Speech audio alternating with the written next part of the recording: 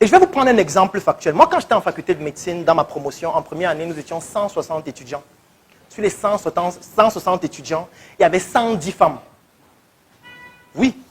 Et c'est le cas dans pratiquement toutes les facultés de médecine du Cameroun. Il y a plus de femmes que d'hommes.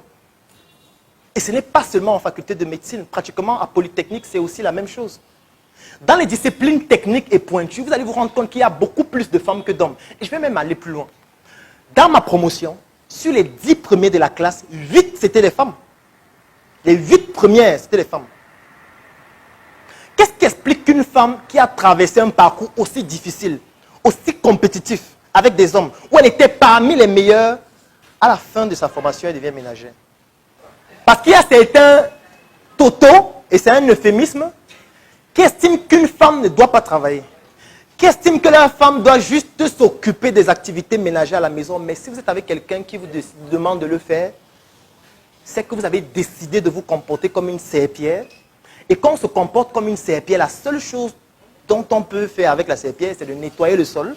Et ça ne s'arrête pas là, parce que quand ça devient vieux, on achète une serpillière puis neuve, et on jette l'ancienne. C'est de ça qu'il s'agit.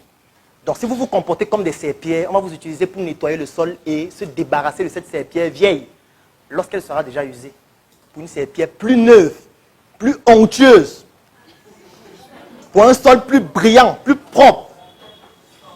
Maintenant, c'est à vous de choisir si vous voulez être une serpillière ou quelqu'un qui estime qu'elle a des compétences et qu'elle ne peut pas les étouffer parce que l'autre ne veut pas qu'on puisse les développer. Se mettre en couple ne veut pas dire que ses rêves personnels disparaissent, non. Ça veut dire que j'ai mes rêves personnels. Et dans la relation qu'on a, il faudrait que tu m'apportes des éléments pour que mon rêve personnel d'abord se développe de façon réciproque. Dans ce que je t'apporte, il faut que ton rêve personnel se développe. Et que le fait que nos rêves personnels se développent fasse en sorte que nous soyons des personnes épanouies. Et deux personnes épanouies ne peuvent que construire un couple qui sera épanoui et qui va développer des rêves et des projets encore plus pertinents. Donc si un étouffe le rêve de l'autre, ça veut dire que l'autre est en train de vivre dans l'ombre de l'autre.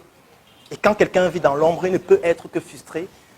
Et ça entraîne des meurtres comme l'actualité de notre pays et même de nos compatriotes en Occident se produit.